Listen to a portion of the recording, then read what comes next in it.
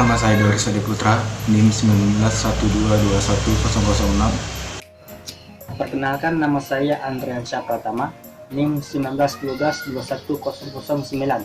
Saya Jody Setiadi, NIM 19122117. Perkenalkan, nama saya Rusdiana, NIM 19122125. Perkenalkan, nama saya Devi Brianti, NIM 1912211037.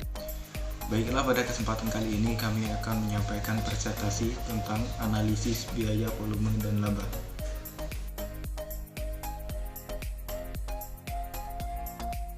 Analisis biaya, volume, dan laba merupakan alat yang berguna untuk perencanaan dan pembuatan keputusan. Analisis biaya, volume, dan laba menekankan pada hubungan antara biaya, volume, dan laba itu sendiri, atau kuantitas penjualan.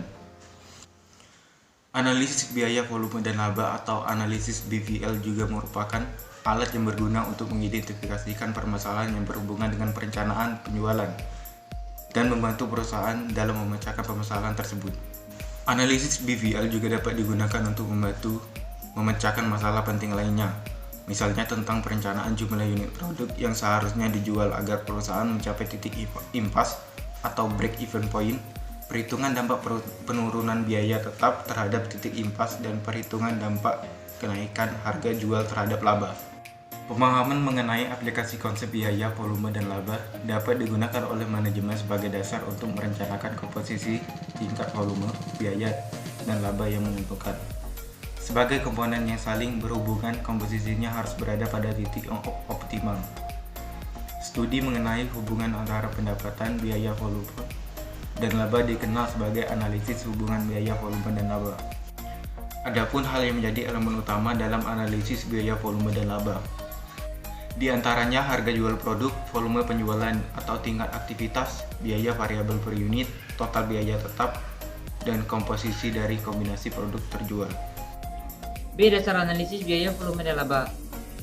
Pemahaman tentang penyusunan laporan laba rugi dengan menggunakan pendekatan variabel costing.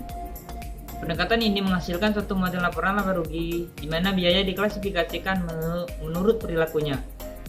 Agar lebih informatif, maka sebaiknya laporan laba rugi diuraikan dalam bentuk laporan penjualan secara total dan penjualan per unit.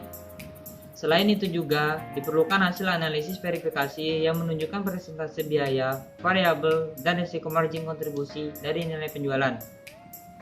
Misalnya, pada bulan Juni 2009, PT JKS menjual 150 unit produknya dengan harga 3.500 per unit. Biaya variabel per unit 2.675. Biaya tetap bulanan 75.000. Dari data ini dapat dihitung margin kontribusi dan risiko per unit masing-masing dengan menggunakan formula sebagai berikut. Margin kontribusi, penjualan dikurang biaya variabel. 3.500 dikurang 2.625, hasilnya 875 per unit. Rasio kontribusi, 875 dikurang 3.500 dijadikan persen, hasilnya 25%. PT JKS laporan laba rugi kontribusi bulan Juni 2009, total 150 unit.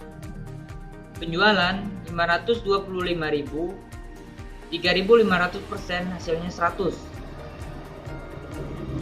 Biaya variabel 393.950, 2.625%, 75. 131.250, 875%, hasilnya 25. Biaya tetap 75.000 dan laba usaha 56.250. C. Analisis impas. Analisis impas merupakan tingkat aktivitas di mana suatu organisasi tidak mendapat laba dan juga tidak menderita rugi. Dalam suatu grafik, titik impas dapat ditemukan pada titik perpotongan garis pendapatan dan garis total biaya. Titik impas berada pada posisi total pendapatan sama dengan total biaya atau sebagai titik di mana total margin kontribusi sama dengan total titik impas. Ini selanjutnya dapat dihitung dengan menggunakan metode persamaan, metode margin kontribusi, baik dalam hitungan unit penjualan maupun penjualan dalam satuan mata uang tertentu yang digunakan dalam transaksi bisnis. Metode persamaan.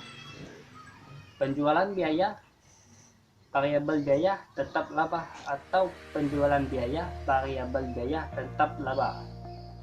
Metode margin kontribusi.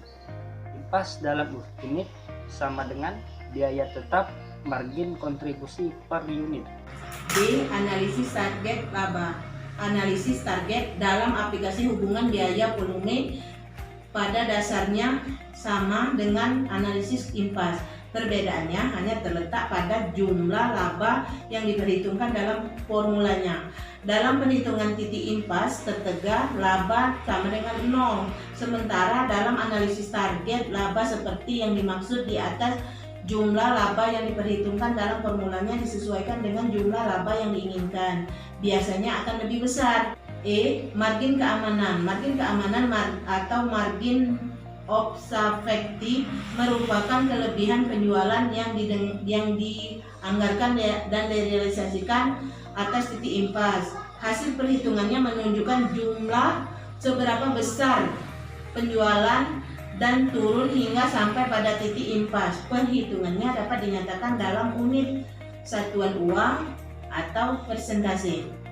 Perhitungan ini dapat dijadikan sebagai acuan bagi manajemen agar berhati-hati dalam memelihara tingkat penjualan yang sudah dicapai, agar perusahaan tidak mengalami penurunan penjualan sampai pada suatu tingkat yang merugikan.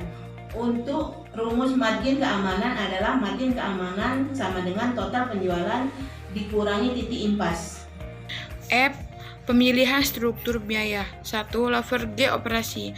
Leverage operasi merupakan suatu ukuran kemampuan manajemen bermanfaat biaya tetap dalam suatu organisasi agar mencapai tingkat laba tertentu. Model ini dapat digunakan untuk menjawab pertanyaan tentang beberapa besarnya kenaikan laba jika terjadi kenaikan penjualan dalam jumlah persentase tertentu. 2. Struktur biaya komisi. Struktur biaya komisi digunakan alat untuk menentukan harga. Jika perusahaan menggunakan strategi menetap harga berbasis biaya, ini juga bermanfaat bagi perusahaan ketika mengambil langkah-langkah efisiensi. Dengan mengamatinya, perusahaan dapat menentukan bidang-bidang mana yang berpotensi untuk lebih diefisienkan atau setidaknya dikontrol secara lebih baik. 3. Memaksimumkan margin kontribusi. Margin kontribusi adalah perbedaan antara total pendapat penjualan perusahaan dan total variabel. Dengan kata lain, margin kontribusi atau dalam bahasa Inggris disebut dengan contribution margin ini adalah total jumlah penjualan yang melebihi biaya variabel. Margin kontribusi ini dapat digunakan atau dikontribusi untuk membayar biaya-biaya tetap dan untuk menghasilkan laba.